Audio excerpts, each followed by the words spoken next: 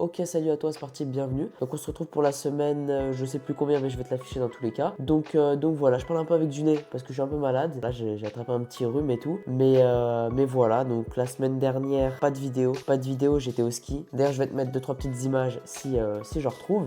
Mais ouais, du coup, je vais pas vraiment la compter dans semaine de trading parce que j'ai vraiment pas du tout regardé les marchés.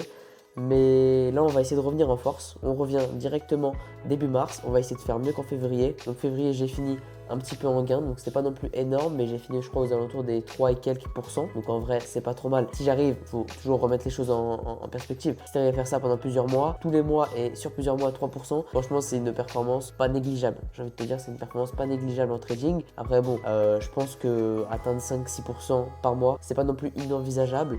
Mais ouais, ça demande du travail, tout simplement. Donc voilà.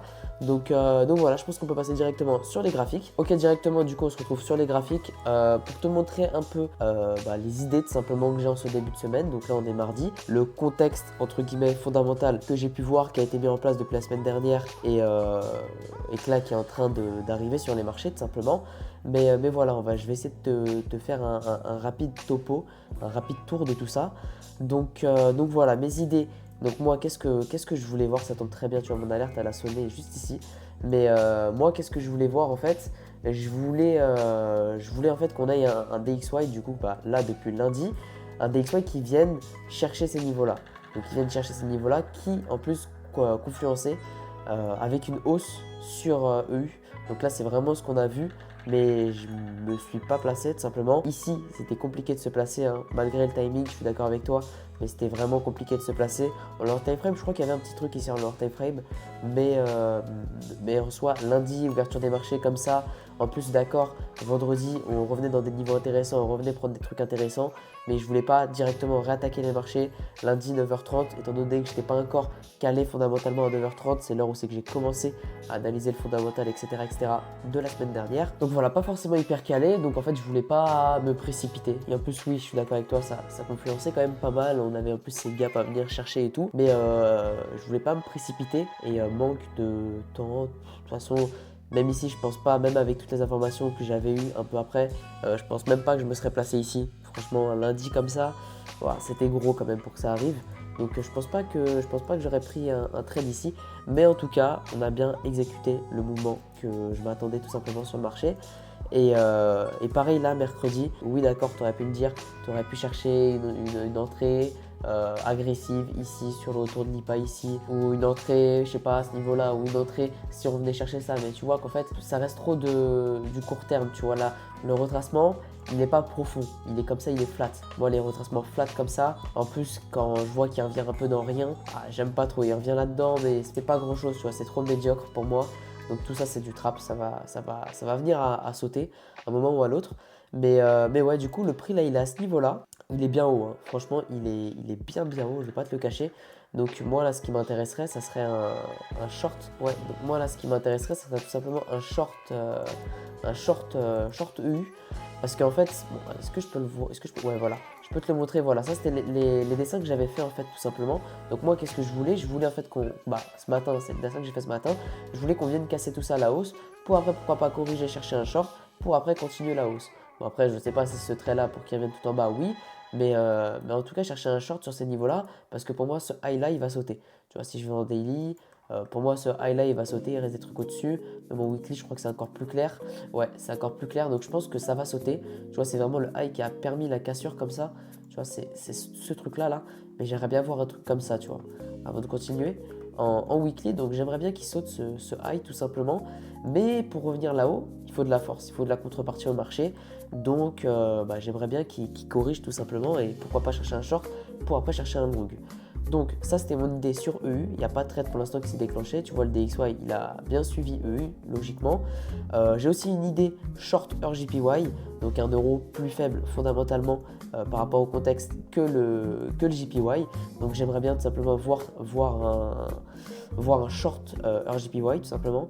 Maintenant à voir qu'est-ce que le prix me fait. Moi ce que j'aimerais bien voir c'est que le prix qui revienne chercher sweep tout simplement ce high là de 9h, tu vois, donc le high de Londres, qui viennent le chercher, même s'il y a moyen, il y a fort moyen qu'ils viennent pas le chercher, mais qui viennent le chercher pour après réagir là-dedans, qui cette zone-là réagit là-dedans, pour après, boum, partir à la baisse, au minimum chercher ces niveaux-là, et pour après chercher l'order flow qui est ici, tu vois. Enfin, mon niveau d'order flow qui est ici. Donc ça, c'est mon idée pour la semaine. Pour l'instant, GE, je le laisse un peu de côté parce qu'il est beaucoup plus fort que EU. Enfin, du moins, on a un livre sterling qui est beaucoup plus fort que l'euro. Donc, en fait, tout simplement, qui est beaucoup plus haut. Donc là, pour l'instant, il y a encore plus de gap que sur EU. Et en plus, tu vois que cette correction-là, elle est beaucoup moindre que la correction qu'on a eue sur EU, tout simplement. Tu vois, ces trucs-là. Donc ouais, je vais un peu le laisser de côté, GU, mais je ne l'ai pas encore analysé, mais je vais pouvoir l'analyser. Mais je ne l'ai pas encore analysé en ce mercredi. Pour l'instant, j'étais concentré sur ça hier et aujourd'hui. Donc voilà, après niveau fondamentalement, qu'est-ce qui a fait que lundi, mardi, on a une journée très haussière comme ça. J'ai un peu regardé, je vais te laisser te la faire courte parce qu'il y a quand même pas mal de trucs. Il y a les incertitudes au niveau des tarifs douaniers, les tensions entre Zelensky et Trump, et les mauvaises datas économiques niveau US. Donc les situations économiques qui semblaient mauvaises aux US, ce qui a fait en quelque sorte peur au marché, ce qui a permis de réévaluer un peu les prochains taux de la Fed, les prochaines baisses des taux de la Fed. Et donc en fait, on a vu un dollar se déprécier tout simplement. Les tarifs douaniers, Trump qui fait peur, essaye du moins de faire peur avec ses tarifs douaniers, ça n'a pas non plus permis un gros rallye haussier du dollar. Parce que vraiment, là, les marchés ils sont vraiment concentrés sur les incertitudes économiques niveau US. Et voilà, c'est un peu le tout. Après Zelensky, Trump, c'est encore autre chose. Donc en vrai, ça, on s'en fout un peu, j'ai envie de te dire. Mais voilà, il y a un truc aussi que j'aimerais te parler, c'est niveau crypto. Donc j'ai pas fait d'analyse encore niveau crypto sur les différentes crypto-monnaies. Mais il y a un truc qui est quand même assez intéressant à regarder en ce moment, c'est que bon, tu vois déjà qu'on a eu cette belle maintien, cette belle correction flat juste ici. Donc c'était normal qu'on allait casser d'un des deux côtés. On a cassé par la baisse, en vrai, ça me paraît tout à fait normal pour après continuer à la hausse. Donc revenir chercher du souffle en bas pour après continuer son mouvement. Donc en vrai, ça me paraît totalement logique. Mais c'est vrai que quand tu es sur le marché des cryptos, tu peux un peu avoir peur et un peu te chier dessus quand tu vois des trucs comme ça. Mais ouais, il y a un truc aussi que voilà, en rapport avec ça, c'est que Trump, il a annoncé faire des réserves de crypto autant que ses réserves d'or. C'est-à-dire qu'il faut quand même savoir que les réserves d'or au niveau USA, elles sont quand même importantes. Je te laisserai aller faire tes recherches, elles sont quand même pas mal importantes. Donc quand on a un Trump qui annonce des réserves de Bitcoin équivalentes, entre guillemets, toujours aux réserves d'or, on peut s'attendre quand même à un trésor américain, l'Amérique tout simplement, pour te la faire courte, qui achète du Bitcoin, tu vois. Mais pour acheter, imaginons, je sais pas, ils veulent passer $1 milliard en Bitcoin, il faut de la contrepartie. Donc en vrai, une news qui était hyper bullish pour le Bitcoin, une news où c'est qu'on dit oui, l'État américain, je ne sais pas si vous vous rendez compte, l'Amérique, le pays économique, un des pays économiques les plus forts au monde, quand eux ils disent oui, on veut acheter du Bitcoin, bah normalement le prix de n'importe quel actif où c'est que tu as les États-Unis d'Amérique qui parlent en disant oui, on va l'acheter, normalement il est censé monter, tu vois. Mais quand tu as plusieurs milliards ou plusieurs centaines de millions à placer, c'est différent. C'est différent parce que tu as besoin de contrepartie. Tu as besoin de contrepartie vendeuse pour pouvoir acheter. Pouvoir, toi, voilà, passer des ordres acheteurs, tout simplement.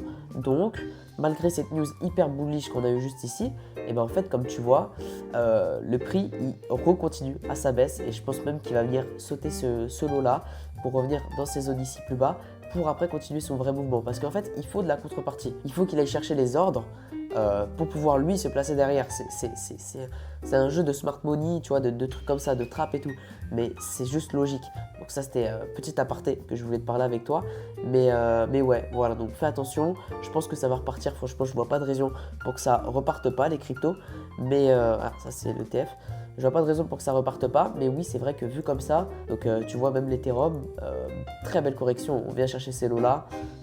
J'avais un petit ordre acheteur sur ces niveaux-là, là, tu vois. Donc ouais, franchement, c'est quelque chose.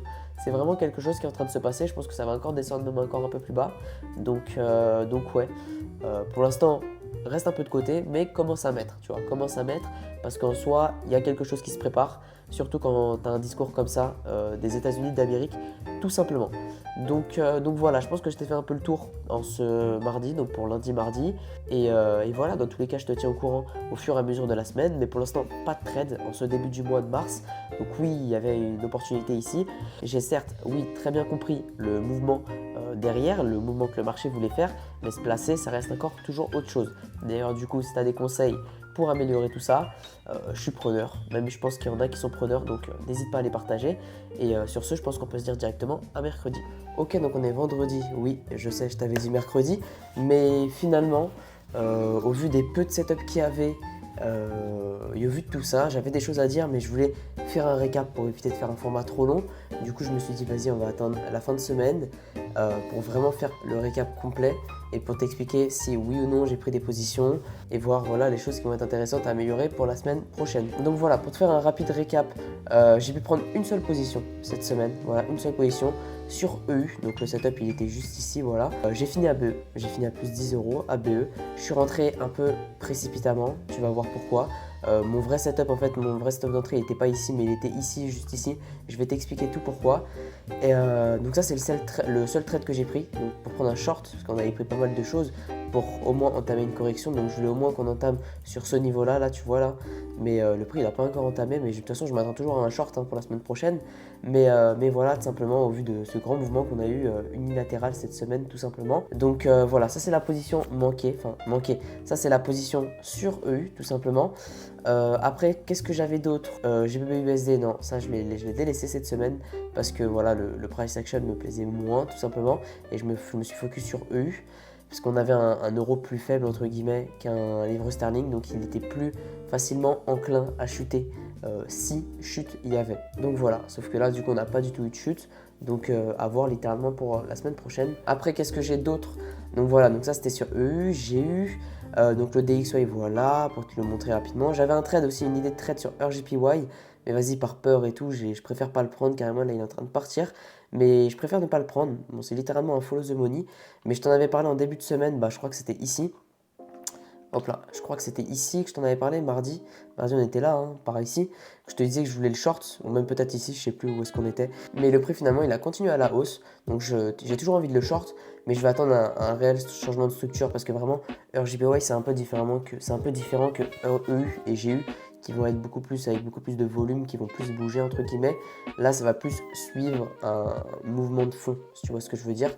Donc, je vais attendre une cassure plus nette pour pouvoir, pourquoi pas, derrière le short. Mais si on regarde USDJPY, que je voulais aussi short, si on regarde bah tu vois, lui, USDJPY, il est bien en train de se casser la gueule, tout simplement. Donc voilà, tout simplement. Après, le trade que je voulais te parler, que je t'ai dit que j'ai pas pris, c'était sur l'or. Donc ça, c'était vraiment le trade du mois manqué. Il y a même 2 trades du mois manqué, pour être honnête. Je peux même mettre le deuxième ici, qui était manqué aussi. Donc ouais, deux magnifiques idées manquées sur l'or, tout simplement. Voilà, il y a ça. Littéralement, j'ai manqué ça sur l'or cette semaine. Qu'est-ce que tu veux que je te dise? J'ai manqué ça, donc là, on venait prendre tout ça à la baisse. Il y avait cette zone-là qui m'intéressait, sauf que tu vois, le prix, il est juste venu toucher cette zone. Donc en fait, c'était pas assez de confiance pour moi. Surtout que là, si je rentrais ici, en soi, je pouvais rentrer une entrée comme ça. Mince. En soi, je pouvais rentrer une entrée comme ça, tu vois. Hop, hop. Mais là, mon SL, je vais le mettre là. La zone, elle est intéressante, hein. Je dis pas qu'elle est pas intéressante, mais en fait, je voulais une confirmation en plus. Un peu, je voulais qu'on vienne toucher au moins les 38. Donc voilà, tout ça. Mais par contre, si on aurait eu un truc comme ça ici, on aurait eu, attends, je vais te prendre le dessin ça aussi. Donc là, on a eu ça. Si on aurait eu un truc comme ça, soit un truc comme ça qui revient ici. Avec du timing, donc là 16h30, mais imaginons avec du timing ici, là c'était à 14h, donc là déjà il y avait du timing, mais imaginons ici avec du timing et qu'on part, j'aurais pu chercher un achat, tu vois, tout simplement, ou si on aurait fait comme ça, là on serait venu le casser, là j'aurais pu chercher aussi un achat, mais voilà, là c'est pas ce qu'on a fait, du coup bah, j'ai voulu raffiner et du coup pas de trade, donc je sais plus si je l'ai noté, mais on va pouvoir aller voir ça tout de suite, tout simplement. Donc c'était quel jour? C'était mercredi 5. Mercredi 5, est-ce que j'ai noté un truc pour l'or en opportunité?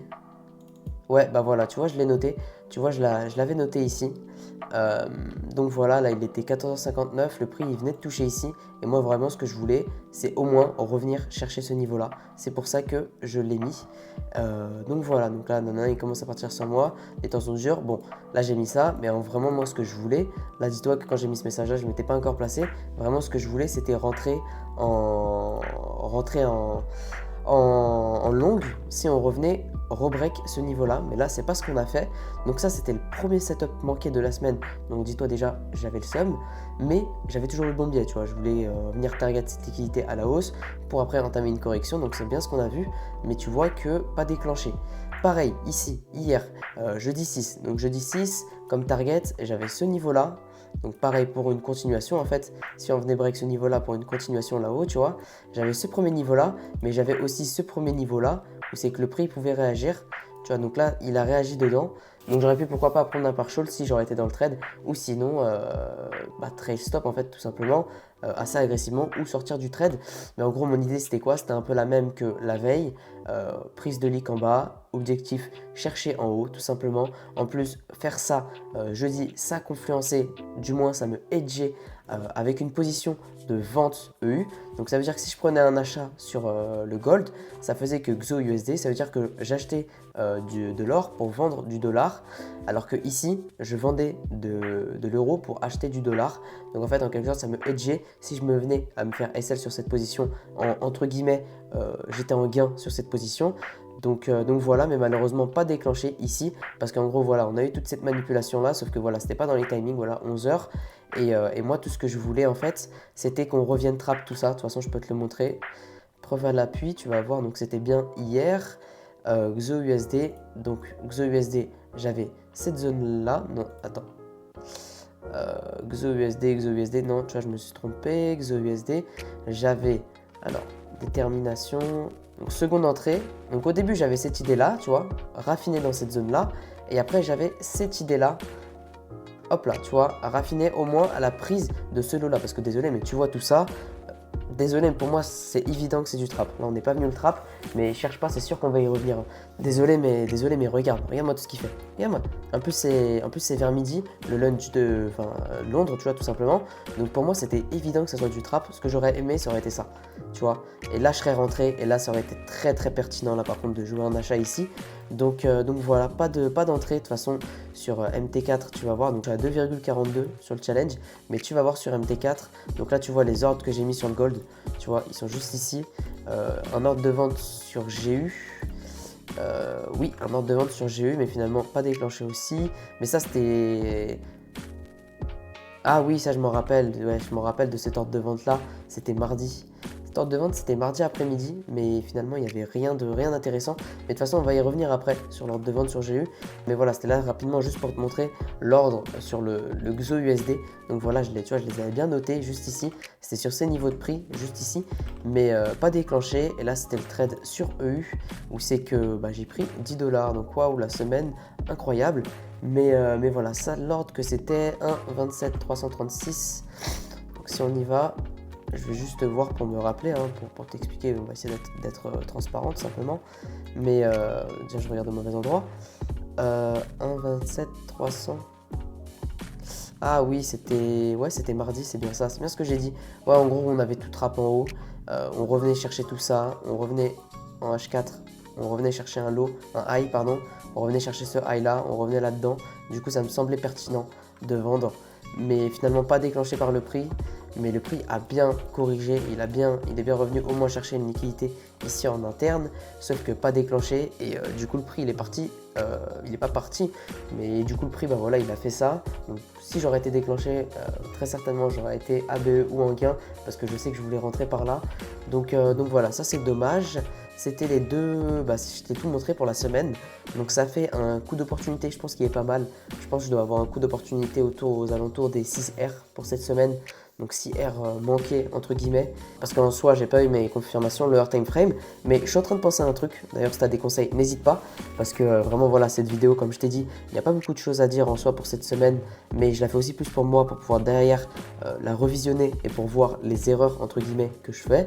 Mais j'ai remarqué en fait que j'ai très souvent le bon biais. Par exemple avant, depuis le temps que je suis sur ce challenge, depuis que je fais du training et tout, je sens quand même une amélioration ces derniers mois quand même, il faut le souligner quand même. Je sais pas si c'est les conditions de marché qui ont changé, etc. etc. mais je sens une amélioration quand même en moi. Et maintenant, je me pose quand même une question, parce qu'en soi, j'ai très souvent le bon biais, mais comme tu le vois, il y a des moments où c'est que je ne suis pas déclenché. Donc je me dis, est-ce que je ne traderai pas de deux façons? C'est-à-dire qu'actuellement, je vais obligatoirement attendre une confirmation en leur time frame, tu vois. Donc ici, qu'on vient de chercher tout ça et tout. Mais je me suis dit, au lieu de chercher tout ça, est-ce que je ne rentrerai pas directement ici, tu vois, donc directement sur le retour de la zone, directement à la prise d'une nique avec un SL hyper large, avec un truc où c'est que ça fait du 2R, tu vois, même pas, hein, genre avec un truc encore plus large si tu veux, tu vois, avec un truc genre comme ça si tu veux, tu vois, genre du 1,50R, mais au moins je suis dans le trade, donc tu vois, au moins je suis dans le trade. Est-ce que je fais ça? Waouh, putain, j'avais pas vu. Mais pas mal, ça c'est beau ça, tu vois, ça c'est beau. Mais est-ce que je ferais ça? Est-ce que je ferais ça? Ou au contraire, est-ce que, bah carrément je vais remettre une alerte juste ici parce que là ça peut être pas mal aussi pour long, même si cette zone là elle m'intéresse beaucoup moins que cette zone là hier. Mais voilà, là c'est pas mal. Est-ce que je ferais ça? Donc voilà, donc pour revenir à mon explication, est-ce que je ferais ça ayant plus, si donc en demi-risque, ayant plus, si le prix il revient me déclencher, il me fait ma confirmation à leur time frame, je re-rentre ici? Ou au contraire, est-ce que je continue à maintenir mes confirmations à leur time frame qui vont me donner plus confiance? Parce qu'en soi, pour être honnête avec toi, je pense que j'ai les bons biais, je suis à break-even, mais je pense que le break-even, c'est principalement de la psychologie, un manque de confiance et aussi un coût d'opportunité qui est quand même assez grand, dans le sens où c'est que j'ai les bons biais, j'ai tout qui est bon très souvent, même dans mes notes et tout, je le note, mais sur le moment T, j'ai cette peur. Sur le moment T, j'ai peur de rentrer dans le trade, j'ai peur de prendre le trade, j'ai peur de prendre du risque, j'ai peur de perdre de l'argent, et j'ai tout ça qui rentre en compte, et c'est pas évident. D'ailleurs, si tu as des conseils, du coup, bah, n'hésite pas tout simplement, mais ouais, c'est pas évident en fait, et je me disais, pourquoi pas faire ça, quitte à au moins être dans le trade, parce qu'en soi, je sais pas comment travailler ma confiance, tu vois. Je sais pas comment travailler ma confiance. Pourtant, j'ai du backtesting, j'ai tout ça et tout. Mais même avec, parce que je crois que j'ai plus de 220 trades ou 216 trades, je crois, en backtest, tu vois. Même avec tout ça, je sais pas en fait comment acquérir une confiance sur le long terme. Je pense que c'est de l'expérience, oui. Mais là, ça va faire quand même pas mal de mois. Ça fait quand même plusieurs mois que, on va dire que le trading, c'est mon activité principale, ça va me prendre la majorité de mes journées. Mais est-ce que il n'y a pas un autre truc pour augmenter ma confiance? Parce qu'en soi, j'avance pas aussi hyper vite à quel point je voulais avancer, tu vois. Mais en soi, c'est toujours bon à apprendre, hein. C'est toujours bon à apprendre, c'est de l'expérience. Donc, j'ai envie de te dire, voilà. Donc c'est de l'expérience et tout. Donc, j'ai envie de te dire, au moins, c'est déjà ça, tu vois. Mais j'aimerais bien avancer et passer à une étape plus vite pour éviter de me retrouver bloqué, hein, littéralement, et perdre du temps. De toute façon, personne n'a envie de perdre du temps, même si parfois c'est nécessaire. Mais voilà, si tu as des conseils, n'hésite pas, parce que voilà, ça commence à me peser un peu. Il y a aussi un truc que je pense que il faut qu'aussi, moi, je me prenne la tête. C'est vrai que parfois, j'ai souvent tendance à me prendre beaucoup la tête. Mais maintenant, est-ce que ne plus me prendre la tête, ça va me faire avoir un trading moins professionnel?